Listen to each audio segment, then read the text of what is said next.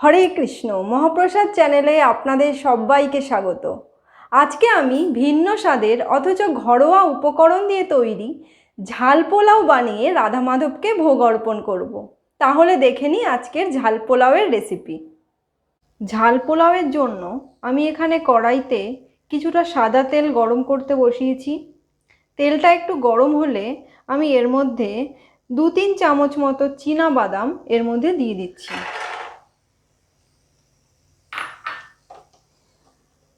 গ্যাসের ফ্লেমটা কমিয়েই চীনাবাদামগুলোকে ভেজে আমি তুলে নেব। চীনাবাদামগুলো যখন গাটা একটু সাদা সাদা হয়ে আসবে, ফেটে ফেটে যাবে, সেই পরিস্থিতিতে আমি বাদামগুলোকে তুলে নেব তেল থেকে। দেখুন একটু সাদা সাদা হয়ে এসছে। আমি এখন এই বাদামগুলোকে কড়াই থেকে তুলে নেব। এবার আমি এই তেলের মধ্যে 1 চিমটে জিরে, 2টো তেজপাতা আর 2টো শুকনো লঙ্কাকে মাঝখান থেকে ছিঁড়ে এর মধ্যে দিয়ে দিচ্ছি।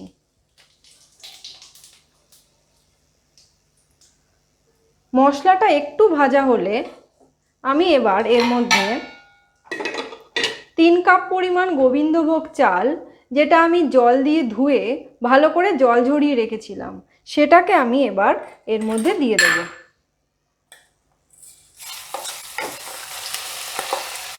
এবার আমি এর মধ্যে 1 চামচ পরিমাণ হলুদ গুঁড়ো একটু ছড়িয়ে দিচ্ছি।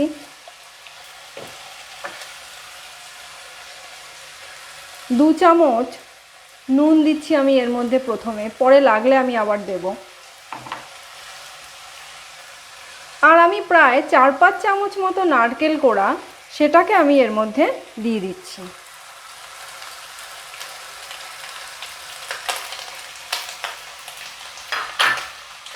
আর একটা কাঁচা লঙ্কাকে আমি কাঁচি দিয়ে জাস্ট অল্প একটু চিড়ে এর মধ্যে দিয়ে দিলাম। এবার পুরো উপকরণগুলোকে তেলের সঙ্গে মিশিয়ে দিয়ে ভালো করে একটু ভেজে নিতে হবে। গ্যাসের আঁচটা আমি এখন লো থেকে মিডিয়াম করে দিলাম। দিয়ে সব উপকরণগুলোকে আমি অন্তত 3-4 মিনিট ধরে ভেজে নেব। আমি চালটা ভেজে নিয়েছি। এবার আমি এর মধ্যে 1 মগ জল দিচ্ছি।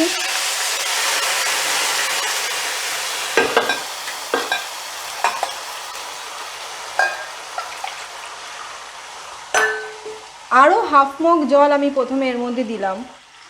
মোট আমি 1.5 মগ, মানে গ্লাসের হলে সেটা 1.5 গ্লাসই হবে, সেই জলটা আমি এর মধ্যে দিয়ে দিচ্ছি।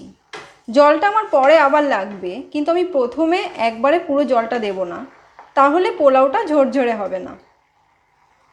এবার আমি এর মধ্যে ভেজে রাখা যে চীনাবাদামগুলো ছিল, সেই চীনাবাদামগুলোকে আমি এর মধ্যে দিয়ে দিলাম। আগে আমি ছোট চামচের 2 চামচ নুন দিয়েছিলাম, এখন আর একটুখানি নুন এর মধ্যে দিলাম। এটা ঝাল পোলাও, তাই আমি এখানে কোনো রকম চিনি ব্যবহার করছি না। শুধুমাত্র নারকেলের মধ্যে যেটুকু চিনি আছে, অর্থাৎ মিষ্টি আছে, সেই মিষ্টিটাই এখানে যাবে পোলাওয়ের মধ্যে। আপনারা যদি কেউ মিষ্টি খেতে পছন্দ করেন, তাহলে এখানে 1 চামচ পরিমাণ চিনি দিতে পারেন, কিন্তু আমি এখানে কোনো রকম চিনির ব্যবহার করছি না। এবার আমি এটাকে ঢাকা দিয়ে রাখবো। কিছুক্ষণ ঢাকা দিয়ে রাখবো, যতক্ষণ না একটু জলটা টেনে যায়। দেখুন আমার কড়াইতে জলটা একদম টেনে গেছে, কিন্তু চালটা কিন্তু এখনও শক্ত আছে। তার মানে আমার এখানে আরও কিছুটা জল লাগবে। আমি আরও 1 কাপের কাছাকাছি জল এর মধ্যে দিলাম। দিয়ে ভালো করে নাড়াচাড়া করে আবার এটাকে লো ফ্লেমে ঢাকা দিয়ে রেখে দেব। এইভাবে কিছুক্ষণ ঢাকা দিয়ে দিয়ে পোলাওটাকে রান্না করতে হবে, যতক্ষণ না পোলাওয়ের চালটা সেদ্ধ হচ্ছে। আর জলটা কিন্তু একবারে খুব বেশি ব্যবহার করা যাবে না, তাহলে পোলাওটা লাগা লাগা হয়ে যাবে, ঝুরঝুরে হবে না। তাই অল্প অল্প করে জল এখানে অ্যাড করতে হবে আর রান্না করতে হবে লো ফ্লেমে। আমি প্রায় 15-20 মিনিট ধরে পোলাওটাকে অল্প অল্প জল দিয়ে রান্না করেছি এবং শেষে দেখুন এখন আমার পোলাওয়ের চালটা পুরো গলে গেছে। কিন্তু একদম পুরো গলা হবে না, তাহলে লাগা লাগা হবে, কিন্তু চালটা শক্ত থাকবে না। এবার আমি এর মধ্যে 1 চামচ পরিমাণ ঘি দিয়ে দিচ্ছি, দিয়ে খুন্তি দিয়ে এটাকে ভালো করে মিশিয়ে দেব পোলাওয়ের সঙ্গে।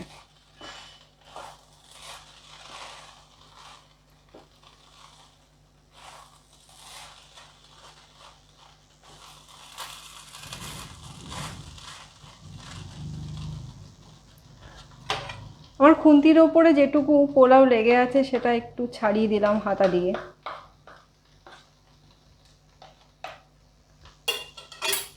এবার আরও 2 মিনিট এইভাবে ঢাকা চাপা দিয়ে রাখবো এবং তারপর আমি ভগবানের থালায় পোলাওটাকে নামিয়ে নেব। আমার ঝাল পোলাও একদম তৈরি হয়ে গেছে। আমি এটা রাধা মাধবের থালায় সুন্দর করে গুছিয়ে নিয়েছি। এবার আমি এটা রাধা মাধবকে অর্পণ করব। আপনারাও বাড়িতে অবশ্যই এটা ট্রাই করবেন আর আমাকে জানাবেন কেমন হলো। আর ভালো লাগলে আমার চ্যানেলটিকে অবশ্যই সাবস্ক্রাইব করবেন। সবাই ভালো থাকবেন। হরে কৃষ্ণ।